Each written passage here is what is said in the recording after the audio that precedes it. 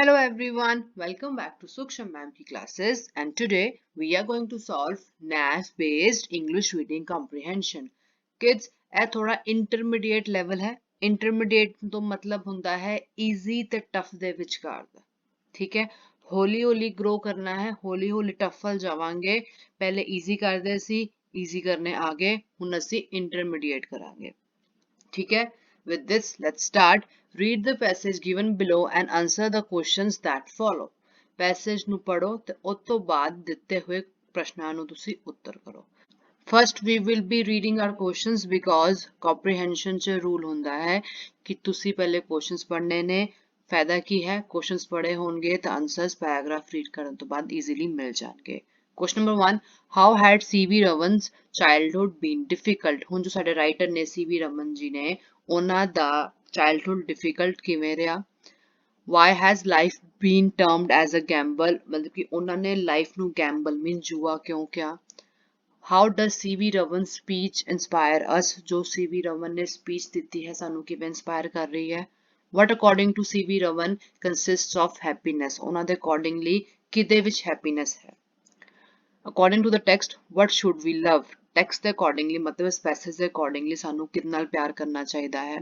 Which smell did he like in the fields? ਉਹਨਾਂ ਨੂੰ fields ਵਿੱਚ ਕਿਹੜੀ smells ਅੱਛੀ ਲੱਗਦੀ ਸੀ?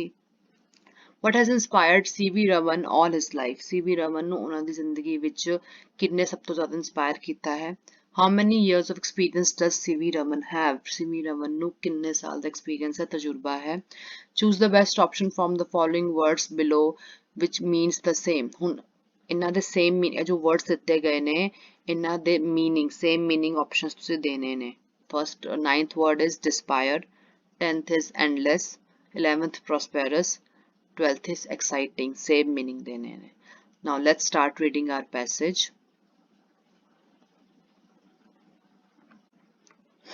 I know poverty and misery and I quite appreciate by personal experience what it is to be poor, what it is to have no clothes, what it is to have no books, what it is to struggle through life, what it is to walk through the streets without an umbrella, without convenience, along miles on dusty roads. ਹੁਣ ਜੋ writer ਹੈ ਉਹ ਕਹਿ ਰਿਹਾ ਹੈ ਕਿ ਮੈਂ ਆਪਣੇ ਪਰਸਨਲ ਐਕਸਪੀਰੀਅੰਸ ਚੋਂ ਦੱਸ ਸਕਦਾ ਹਾਂ ਕਿ ਪਾਵਰਟੀ ਗਰੀਬੀ ਕੀ ਹੁੰਦੀ ਹੈ, ਗਰੀਬ ਹੋਣਾ ਕੀ ਹੁੰਦਾ ਹੈ, ਜੋ ਤੁਹਾਡੇ ਕੋਲ ਕਲੋਥਸ ਨਹੀਂ ਹੁੰਦੇ, ਕੱਪੜੇ ਨਹੀਂ ਹੁੰਦੇ ਤਦ ਉਹਦਾ ਕੀ ਮਤਲਬ ਹੈ, ਕੀ ਫੀਲ ਹੁੰਦਾ ਹੈ ਜੋ ਤੁਹਾਡੇ ਕੋਲ ਬੁੱਕਸ ਨਹੀਂ ਹੁੰਦੀਆਂ, ਜੋ ਤੁਹਾਡੀ ਪੂਰੀ ਜ਼ਿੰਦਗੀ 'ਚ ਸਟਰਗਲ ਰਹਿੰਦੀ ਹੈ, ਜਦੋਂ ਤੁਸੀਂ ਸੜਕਾਂ ਤੇ ਬਾਰਿਸ਼ ਬਿਨਾਂ ਅੰਬਰੇਲਾ ਤੋਂ ਸਫ਼ਰ ਕਰ ਰਹੇ ਹੋ, ਜਦੋਂ ਤੁਹਾਡੇ ਕੋਲ ਕੋਈ ਕਨਵੀਨੀਅੰਸ ਨਹੀਂ ਹੈ, ਮਾਈਲਸ ਰੋਡ ਚੱਲ ਰਹੇ ਹੋ, ਡਸਟੀ ਰੋਡ ਤੇ ਤੁਸੀਂ ਪੈਦਲ ਸਫ਼ਰ ਤੈਅ ਕਰ ਰਹੇ ਹੋ।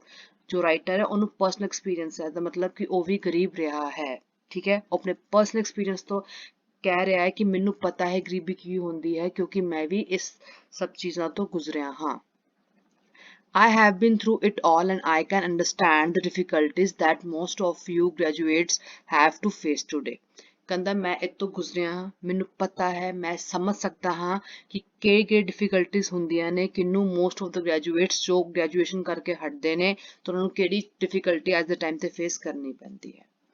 I am speaking from a long experience of 60 years ਔਰ ਇਹ ਜਿਹੜੀ ਮੈਂ ਗੱਲ ਕਹਿ ਰਿਹਾ ਹਾਂ ਇਹ ਮੈਂ ਇਸ ਲਈ ਕਹਿ ਪਾ ਰਿਹਾ ਕਿਉਂਕਿ ਮੈਨੂੰ 60 ਸਾਲ ਦਾ ਬਹੁਤ ਜ਼ਿਆਦਾ long experience ਹੈ, ਤਜਰਬਾ ਹੈ।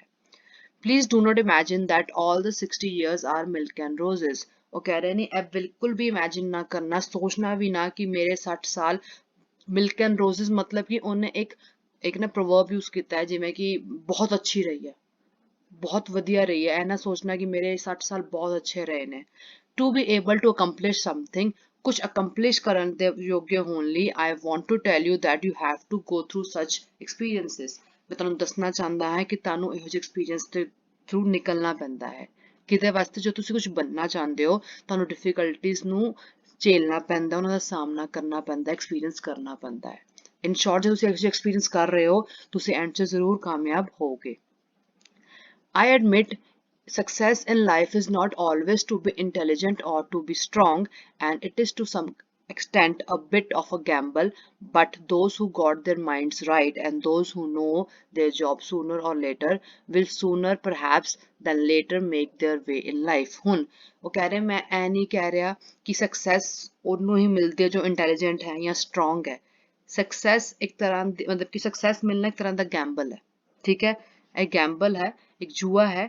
ਬਟ ਜੇ ਤੁਹਾਡਾ ਦਿਮਾਗ ਸਹੀ ਹੈ, ਜੇ ਤੁਸੀਂ ਆਪਣੇ ਚੀਜ਼ ਤੇ ਫੋਕਸ ਹੋ, ਜੇ ਤੁਹਾਨੂੰ ਆਪਣਾ ਕੰਮ ਪਤਾ ਹੈ, ਅੱਜ ਨਹੀਂ ਤੇ ਕੱਲ ਤੁਹਾਨੂੰ ਰਸਤਾ ਮਿਲ ਹੀ ਜਾਏਗਾ ਆਪਣੀ ਸਕਸੈਸ ਵੱਲ ਨੂੰ ਜਾਣ ਦਾ। But they should not be disappointed if they do not. They have to face up life and take it as they find it. But ਤੁਹਾਨੂੰ ਨਿਰਾਸ਼ ਨਹੀਂ ਹੋਣਾ ਹੈ ਜੇ ਤੁਸੀਂ ਨਹੀਂ ਕਰ ਪਾ ਰਹੇ ਹੋ। ਤੁਹਾਨੂੰ ਲਾਈਫ ਨੂੰ ਫੇਸ ਕਰਨਾ ਹੈ। ਤੁਹਾਨੂੰ ਜਿਵੇਂ ਲਾਈਫ ਮਿਲ ਰਹੀ ਹੈ ਤੁਹਾਨੂੰ ਉਸੇ ਤਰ੍ਹਾਂ ਹੀ ਉਹਦੇ ਵਿੱਚੋਂ ਹੀ ਨਿਕਲਦੇ ਹੋਏ ਆਪਣੀ ਡੈਸਟੀਨੇਸ਼ਨ ਨੂੰ ਫਾਈਂਡ ਕਰਨਾ ਹੈ, ਲੱਭਣਾ ਹੈ। What I say is that great things in life are not really great things in life. ਮੈਂ ਕਹਿਣਾ ਚਾਹ ਰਿਹਾ ਹਾਂ ਕਿ ਜ਼ਿੰਦਗੀ ਵਿੱਚ ਜੋ ਤੁਹਾਨੂੰ ਲੱਗ ਰਿਹਾ ਹੈ ਬਹੁਤ ਗ੍ਰੇਟ ਹੈ, ਜ਼ਰੂਰੀ ਨਹੀਂ ਹੈ ਕਿ ਉਹ ਬਹੁਤ ਗ੍ਰੇਟ ਥਿੰਗਸ ਹੋਣ। What I love is to enjoy the common things of life। ਠੀਕ ਹੈ, ਹੁਣ ਮੈਂ ਕੀ ਇੰਜੋਏ ਕਰਦਾ ਹਾਂ, ਰਾਈਟਰ ਕਹਿ ਰਿਹਾ ਕਿ ਜੋ ਛੋਟੀ ਛੋਟੀ ਕਾਮਨ ਚੀਜ਼ਾਂ ਮੇਰੀ ਲਾਈਫ 'ਚ ਹੁੰਦੀਆਂ ਮੈਂ ਉਹਨੂੰ ਬਹੁਤ ਇੰਜੋਏ ਕਰਦਾ ਹਾਂ। I am happy that I am still able to sleep at night provided I have 3 miles walk in the evening। ਕਹਿੰਦਾ ਮੈਨੂੰ ਪਤਾ ਹੈ ਕਿ ਮੈਨੂੰ ਸਵੇਰੇ 3 ਮਾਈਲਸ ਦੀ ਵਾਕ ਕਰਕੇ ਜਾਣਾ ਹੈ, ਕਿੱਥੇ ਜਾਣਾ, ਮੇਰੀ ਡੈਸਟੀਨੇਸ਼ਨ ਇੰਨੀ ਦੂਰ ਹੈ, ਪਰ ਫਿਰ ਵੀ ਮੈਂ ਹੈਪੀ ਹਾਂ ਤੇ ਮੈਂ ਬਹੁਤ ਹੈਪੀਲੀ ਸੌਣਾ ਹਾਂ। I am still able to enjoy a good lunch or a good dinner। ਇੰਨੀ ਟੈਨਸ਼ਨਸ ਹੋਣ ਦੇ ਬਾਵਜੂਦ ਵੀ ਮੈਂ ਆਪਣਾ ਲੰਚ, ਆਪਣਾ ਡਿਨਰ ਚੰਗੀ ਤਰ੍ਹਾਂ ਇੰਜੋਏ ਕਰਦਾ ਹਾਂ। I'm still able to look at the blue sky and like it। ਮੈਂ ਅੱਜ ਵੀ ਇੰਜੋਏ ਕਰ ਰਿਹਾ ਹਾਂ, ਬਲੂ ਸਕਾਈ ਨੂੰ ਵੇਖਦਾ, ਉਹਨੂੰ ਇੰਜੋਏ ਕਰ ਰਹਾ ਹਾਂ। I still like to walk in the open fields। ਮੈਨੂੰ ਖੁੱਲੇ ਖੁੱਲੇ ਮੈਦਾਨਾਂ ਚੱਲਣਾ ਚੰਗਾ ਲੱਗਦਾ ਹੈ। I like the smell of the ragi or the jowar। ਮੈਨੂੰ ਰਾਗੀਆਂ ਜਵਾਰ ਦੀ ਸਮੈਲ ਵੀ ਅੱਛੀ ਲੱਗਦੀ ਹੈ। ਫੀਲਡ 'ਚ ਕ੍ਰੌਪਸ ਦੀ ਗੱਲ ਹੋ ਰਹੀ ਹੈ। We think that happiness consists of going to pictures and living thrilling films and technical dramas। ਸਾਨੂੰ ਇਹ ਲੱਗਦਾ ਹੈ ਕਿ ਮੂਵੀਜ਼ ਵੇਖਣ ਜਾਓ, ਥ੍ਰਿਲਿੰਗ ਫਿਲਮਸ ਵੇਖਣ ਜਾਓ, ਡਰਾਮਾਸ ਵੇਖਣ ਜਾਓ, ਉਹ 'ਚ ਹੈਪੀਨੈਸ ਹੈ। Not at all, ਇਹੋ ਜਿਹਾ ਕੁਛ ਨਹੀਂ ਹੁੰਦਾ ਹੈ। Great things in the life of God given things which cost nothing। ਕਹਿੰਦਾ ਇੰਝ ਨਹੀਂ ਹੁੰਦਾ, ਕਾਫੀ ਵੱਡੀ ਵੱਡੀ ਚੀਜ਼ਾਂ ਉਹ ਹੁੰਦੀਆਂ ਜੋ ਰੱਬ ਨੇ ਸਾਨੂੰ ਦਿੱਤੀਆਂ ਹੈ ਤੇ ਉਹਦਾ ਕੋਈ ਵੀ ਮੁੱਲ ਨਹੀਂ ਹੁੰਦਾ। What you need to desire is to appreciate them। ਤੁਹਾਨੂੰ ਕੀ ਕਰਨਾ ਪਏਗਾ, ਤੁਹਾਨੂੰ ਉਹਨੂੰ appreciate ਕਰਨ ਦੀ ਲੋੜ ਹੈ।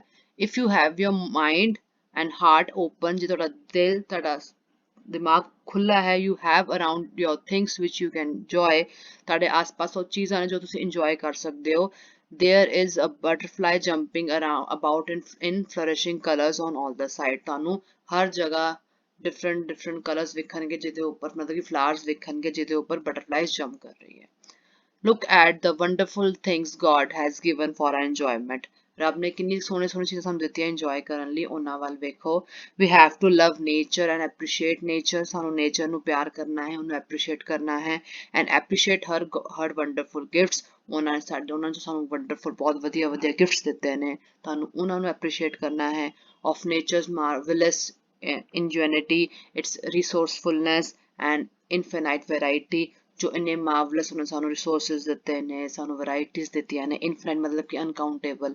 ਉਹਨਾਂ ਨੂੰ ਵੇਖੋ, ਉਹਨਾਂ ਨੂੰ ਐਪਰੀਸ਼ੀਏਟ ਕਰੋ। It is the same thing that has inspired me all my life. ਤੇ ਇਹੀ ਇਹ ਚੀਜ਼ ਹੈ ਜਿਹਨੇ ਮੈਨੂੰ ਸਾਰੀ ਜ਼ਿੰਦਗੀ ਇੰਸਪਾਇਰ ਕੀਤਾ ਹੈ। ਵਿਦ ਦਿਸ ਸਾਡਾ ਪੈਰਾਗ੍ਰਾਫ ਫਿਨਿਸ਼ ਹੋਇਆ।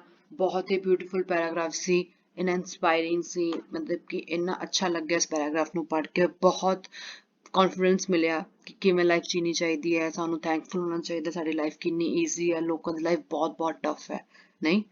So let's start our questions now। solve ਕਰੀਏ ਉਹਨਾਂ ਨੂੰ। How had C.V. Raman's childhood been difficult? ਹੁਣ ਉਹਨਾਂ ਦੀ ਜਿਹੜਾ childhood ਸੀ ਉਹ difficult ਕਿਉਂ ਸੀ? He had lived life as a poor। ਉਹ ਗਰੀਬੀ ਚ ਉਹਨਾਂ ਨੇ ਜ਼ਿੰਦਗੀ ਕੱਢੀ।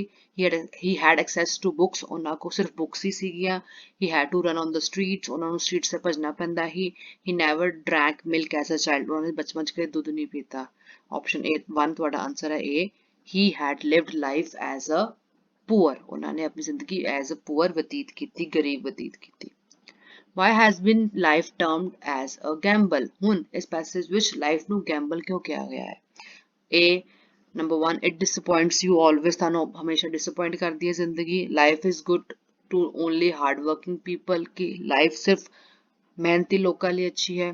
Even an intelligent or strong person is unsure of success। ਕਿ ਜੋ ਸਮਝਦਾਰ ਔਰ ਸਟਰੋਂਗ ਪਰਸਨ ਹਨ ਉਹਨੂੰ ਵੀ ਨਹੀਂ ਪਤਾ ਹੁੰਦਾ ਕਿ ਸਕਸੈਸ ਮਿਲੇਗੀ ਕਿ ਨਹੀਂ ਮਿਲੇਗੀ। Fourth, C.V. Raman has lost money in this gamble। C.V. Raman ਨੇ ਕਿਸੇ ਜੂਏ 'ਚ ਪੈਸੇ ਹਾਰ ਲਏ ਸੀ।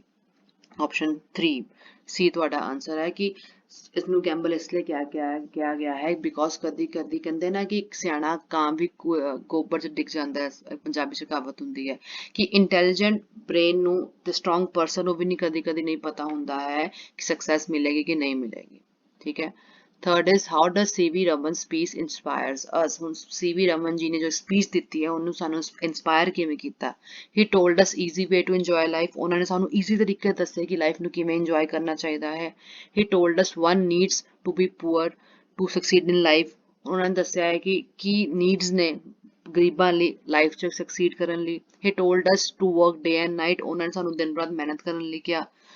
He told us that life is never easy। ਉਹਨਾਂ ਨੇ ਸਾਨੂੰ ਕਿਹਾ ਕਿ ਲਾਈਫ ਕਦੀ ਵੀ ਈਜ਼ੀ ਨਹੀਂ ਹੁੰਦੀ ਹੈ। ਹੁਣ ਤੁਸੀਂ ਦੱਸੋ ਹੁਣ ਜੇ ਤੁਸੀਂ ਪੈਸੇਜ ਨੂੰ ਸਮਝਿਓ ਤੁਹਾਨੂੰ 2 ਪੁਆਇੰਟਸ ਆਏਗਾ ਕਿ ਹਾਂ ਆਨਸਰ ਹੋ ਸਕਦਾ ਹੈ which is number 1 he told us easy way to enjoy life ਕਿ ਇੰਜੋਏ ਕਿਵੇਂ ਕਰਨੀ ਹੈ ਆਪਣੀ ਲਾਈਫ ਨੂੰ। ਅਸੀਂ ਜੇ ਉਹਨਾਂ ਨੇ ਕਿਹਾ ਸੀ ਨੇਚਰ ਨੂੰ ਤੁਸੀਂ ਵੇਖੋ, ਨੇਚਰ ਸਾਨੂੰ ਕੀ ਕੀ ਦੇ ਰਹੀ ਹੈ ਉਹਦੇ ਵੱਲ ਧਿਆਨ ਦਿਓ, ਤੁਹਾਨੂੰ ਜੋ ਮਿਲ ਰਿਹਾ ਹੈ ਉਹਨੂੰ ਤੁਸੀਂ ਉਹਦੇ ਨਾਲ ਤੁਸੀਂ ਸੈਟਿਸਫਾਈ ਰਹੋ, ਸ਼ੁਕਰਾਨਾ ਕਰੋ।